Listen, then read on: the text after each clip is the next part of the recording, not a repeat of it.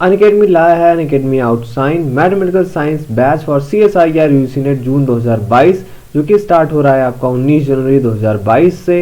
इस बैच को लीड कर रहे हैं Pankaj Kumar for unit 1, 2, 3 and Pankaj Kumar for statistics. Enroll today to kickstart your preparation. Unacademy लाया है mega offer for CSIR UCNet 6+1. That means buy 6 months subscription and get 1 month subscription free. Only valid for plus subscription. Offer valid from 17 January to 19 January 2022. The links are given in the description of this video.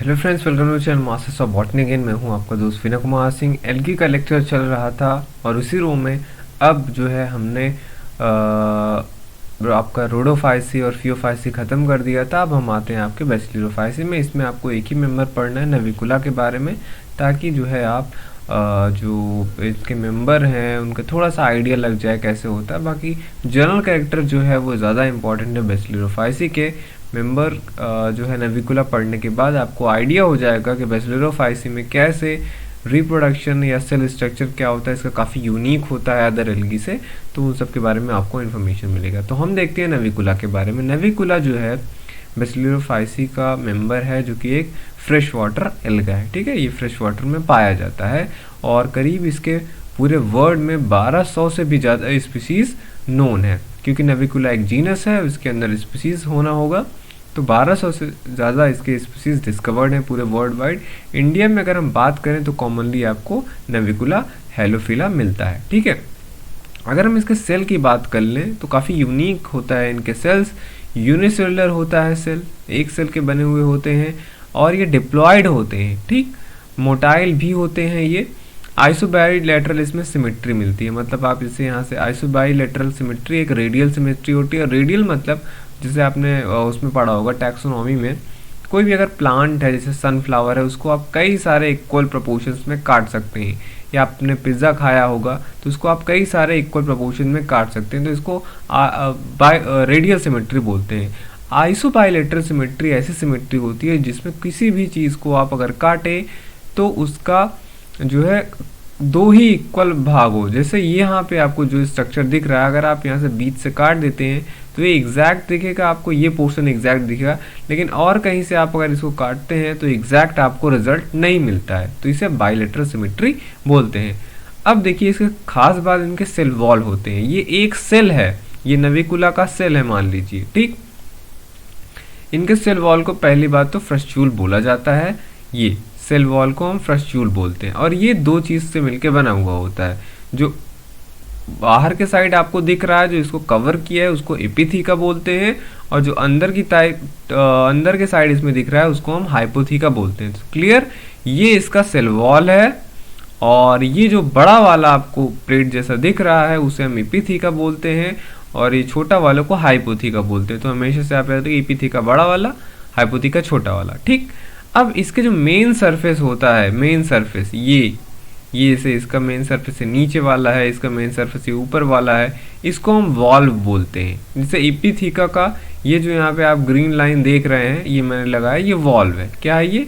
इस surface को हम valve बोलेंगे। तो ये surface एपिथीका का valve हो गया और ये सरफेस हाइपोथीका का वॉल्व हो गया। ठीक, और जो इधर इनकर्व मार्जिन्स हैं, ये एपिथीका का इनकर्व्ड मार्जिन है और ये हाइपोथीका का इनकर्व्ड मार्जिन है। इसको हम क्या बोलते हैं? Connecting band. एपिथीका का कनेक्टिंग बैंड ये रेड से है और हाइपोथीका का कनेक्टिंग बैंड अंदर है, इसलिए मैंने नहीं बताया, एक ही के बारे में बताया, आपको आइडिया लग जाएगा। ये जो लटका हुआ पोर्शन है साइड में, इनकर्व मार्जिन से बोला जा रहा है, इसे हम क्या बोलते हैं? Connecting band. तो एपिथीका का ये वॉल्व हुआ, ये कनेक्टिंग बैंड हुआ, और हाइपोथीका का ये वॉल्व हुआ और ये कनेक्टिंग बैंड हुआ। अब ये दोनों क्योंकि ओवरलैप कर रहे हैं एक दूसरे के ऊपर, जो ओवरलैपिंग रीजन होता है इन दोनों के बीच में, जिसको मैंने येलो से डिनोट किया है, इसे हम क्या बोलते हैं? गर्डल बोलते हैं। तो ये गर्डल हो गया और ये वॉल्व। ठीक, ये कनेक्टिंग बैंड। तो अब कोई आपसे बोले कि इसे अपर व्यू, लोअर व्यू, तो जैसे इसको क्या बोलेंगे हम? इसे वॉल्व व्यू बोलते हैं, वॉल्व व्यू। ठीक, अगर आप इस तरीके से देखते हैं, और इसे वॉल्व व्यू में आपको ऐसा सेल दिखता है और ये गर्डल व्यू आप बोल सकते हैं, ठीक है। और यहाँ पे इनके सेल वॉल में लॉन्गिट्यूडनल स्लिट पाया जाता है, जैसे कि ये देख रहे हैं ना आप, थोड़ा सा आपको होल जैसा दिख रहा है दोनों में, एपिथीका हाइपोथीका में, इसे हम रेफी बोलते हैं, ठीक, या रेफ। तो ये चीज़ें हो गई इसके सेल वॉल में। अगर आपसे पूछा जाए कौन कहाँ क्या स्ट्रक्चर होते हैं तो आप ये बता लेंगे। तो ये नविकुला के बारे में था। ऐसे जितने भी बैसिलर फाइसी के मेंबर हैं उनमें कुछ ना कुछ यूनिक चीज़ें मिलती है, ठीक। और बैसिलर फाइसी के जितने मेंबर होते हैं उनमें या तो रेडियल सिमेट्री होती है या तो आइसोबाइलेटरल सिमेट्री होती है। नविकुला एक किसका एग्जाम्पल है? आइसोबाइलेटरल सिमेट्री वाले एल्गा का एग्जाम्पल है बैसिलर फाइसी का। अब खास बात इनका रिप्रोडक्शन में भी है। रिप्रोडक्शन ये दो टाइप से करते हैं, एक तो वेजिटेटिव और दूसरा sexual. Vegetative reproduction normal mitosis है, लेकिन माइटोसिस भी इसमें आप देखेंगे इसमें एपिथीका और हाइपोथीका के बीचों बीच होता है, मतलब वॉल्व के परपेंडिकुलर, ठीक। यहाँ से नहीं होगा ऐसे ऐसे कि इधर कट के दाएं चला जाए ये बाएं चला जाए, ऐसा नहीं होगा। ये ऐसे लंबा लंबा एपिथीका अलग हो जाएगा, हाइपोथीका अलग हो जाएगा। इसका जो न्यूक्लियस होगा वो डिवाइड हो जाता है दो में, सेलुलर कंटेंट दो में डिवाइड हो जाता है। आधा पोर्शन एपिथीका के साथ चला जाएगा, आधा पोर्शन हाइपोथीका के साथ चला जाएगा, ठीक है। तो ए वेजिटेटिव में क्या होता है? In this cell divide in such way, मतलब वॉल के परपेंडिकुलर होता है। Each daughter receive one of the valves. जो इसका डॉटर सेल होगा, जैसे दो डॉटर सेल बना तो एक वॉल्व मतलब एपिथीका एक डॉटर सेल और हाइपोथीका दूसरा डॉटर सेल रिसीव करेंगे। अब ये जो डॉटर सेल्स हैं ये दोनों क्या हुए? एक इसके डॉटर सेल हो गए। अब ये जो डॉटेड लाइन बना हुआ है, जब ये दोनों अलग हो जाते हैं तो ये नया एपिथीका हाइपोथीका बना लेता है, और हाइपोथीका जो होता है वो अब नया जो डॉटर सेल बना उसका वो एपिथीका बन जाएगा और वो अपना हाइपोथीका जनरेट करता है। तो ये चीज़ बहुत समझने वाली है, कंफ्यूज मत होइएगा। जब एक मदर सेल डिवाइड होगा तो जो दो डॉटर सेल बनेंगी माइटोसिस के बाद, एक को एपिथीका मिलता है, एक को हाइपोथीका मिलता है। अब ये दोनों अपना अपना हाफ पोर्शन फिर से जनरेट करते हैं, लेकिन जनरेट अंदर की तरफ ही होगा। जैसे एपिथीका है, ये वाला मान लो एपिथीका बना यहाँ पे, ठीक। अब ये जो डॉटर सेल है ये जनरेट क्या करेगा? अपना हाइपोथीका। तो ये वाला तो एग्जैक्टली इसी के सिमिलर होगा, क्योंकि एपिथीका के अंदर हाइपोथीका था, और ये जब एपिथीका इसको डॉटर सेल को मिल गया तो ये जो हाइपोथीका बनाएगा ये एग्जैक्टली इसी के सिमिलर होगा। तो ये सेल साइज और ये सेल साइज एग्जैक्टली सिमिलर होगा। लेकिन दूसरे के केस में आप देखेंगे, क्योंकि इसको हाइपोथीका मिला है दूसरे वाले को, तो ये जब अब ये इसका एपिथीका बन जाएगा, ठीक। एपिथीका की तरीके से एक्ट करने लगेगा और ये अपना अंदर बनाएगा। तो डॉटर सेल्स हमेशा अपने अंदर बनाती हैं, तो ये वाला अपने अंदर बनाएगा तब तो एग्जैक्टली इसी का कॉपी हो जाएगा साइज में। लेकिन ये वाला जब अपने अंदर बनाएगा इसका साइज थोड़ा सा छोटा बन जाएगा। तो ये देखिए, daughter cell of the same size and daughter cell of the smaller size. क्योंकि हाइपोथीका के अंदर हाइपोथीका बना, इसलिए ये डॉटर सेल क्या होगा? छोटा साइज होगा, ठीक है। यही मैंने यहाँ पे बताया। इस daughter cell receive one of the valve, या आप कह लीजिए theca. Interestingly both function as epitheca of daughter cell, और दोनों हाइपोथीका एपिथीका डॉटर सेल्स का एपिथीका की तरीके से एक्ट करेंगी। तो अब दोनों के दोनों अपना मतलब क्या बनाएंगे? हाइपोथीका बनाएंगे, ठीक। अब एक सेल होगा सिमिलर साइज का, एक हो जाता है स्मॉलर साइज का। ये क्या कहलाता है? Diminution in cell size in successive generation. अब ये क्या होगा? ये जब फिर से माइटोसिस करेगा, ये ऊपर वाला सेल जिसको एपिथीका मिलेगा, फिर यही डॉटर सेल आपको एग्जैक्टली ऐसे ही कंडीशन मिलेगी। ये वाला मान लीजिए, ये वाला डॉटर सेल, क्योंकि तो इसी का कॉपी ही है, फिर बनाएगा, फिर ऐसा रिजल्ट आएगा। लेकिन इसके साथ क्या होगा? इसके साथ क्या होगा कि अब इसका जो एपिथीका है ये अलग होगा, हाइपोथीका अलग होगा। अब ये तो इसका हाइपोथीका था, वैसे ही छोटा था। अब इसने अपना हाइपोथीका डेवलप किया तो इससे छोटा हो गया।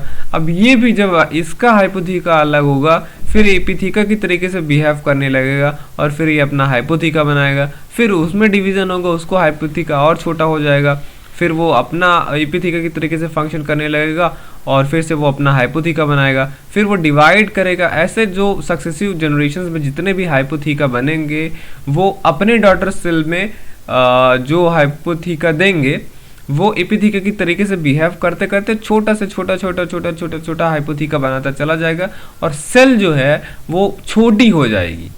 तो ये वेजिटेटिव रिप्रोडक्शन इसमें ऐसे ही होता है। इसका एक वो डीमेरिट क्या है यहाँ पे कि नविकुला का सेल धीरे धीरे धीरे धीरे छोटा होता चला जाता है, सारे सेल नहीं, कुछ सेल उसमें, क्योंकि हाफ तो एग्जैक्ट ही रहेगा ना। तो अब इसके लिए नविकुला करता क्या है, इसके लिए नविकुला सेक्सुअल रिप्रोडक्शन करता है। एक स्टेज ऐसा आता है after reaching a certain minimum size, जब ये छोटा से छोटा छोटा छोटा छोटा होता चला जाएगा कोई ना कोई डॉटर सेल, जब एक वो सर्टेन मिनिमम साइज का हो जाता है तब वो ऑक्सोस्पोर प्रोड्यूस करता है। और ऑक्सोस्पोर सेक्सुअल रिप्रोडक्शन के बाद बनता है। कैसे, दो सेल्स हैं, मान लीजिए ये दोनों सेल्स हैं, ठीक, ये दोनों सेल्स हैं। वैसे जो सबसे मिनिमम साइज का हो जाता है तब वही सेल्स होते हैं। दोनों सेल्स जो मिनिमम साइज के होंगे वो आते हैं अपने वॉल्व से, यूजुअली अपने वॉल्व से ही, वॉल की तरफ से, जहां मैंने बताया वॉल्व होता है उसकी, जैसे ये हुआ, ऐसे ही दोनों अटैच होंगे। अटैच करने के बाद इसमें मियोसिस हो जाएगा, इसमें मियोसिस हो जाएगा, ठीक, और फिर 4 हैप्लॉइड न्यूक्लियाई इसमें बन जाएगा, 4 हैप्लॉइड न्यूक्लियाई इसमें बन जाएगा।